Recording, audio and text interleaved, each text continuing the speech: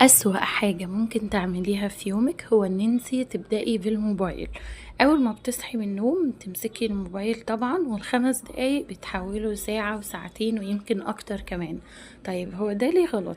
أول حاجة لإن أنتِ طبعًا بتفقدي طاقتِك في بداية اليوم، كمان ممكن تتعرضي لحاجات سلبية طبعًا وأنتِ بتسكرولي كده على الفيسبوك أو حاجة، فده من أولها كده بيقفل يومِك وتحسي بقى على طول بالاكتئاب والخنقة وما بتبقيش عارفة طب هو إيه السبب؟ أنا ما عملتش لسه حاجة في يومي ولا كلمت حد علشان أحس بالخنقة دي، السبب هو الموبايل.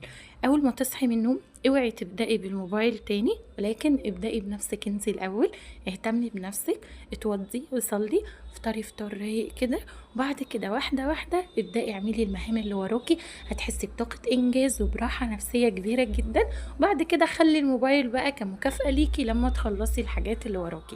قولوا لي كده مين فيكم بيعمل كده؟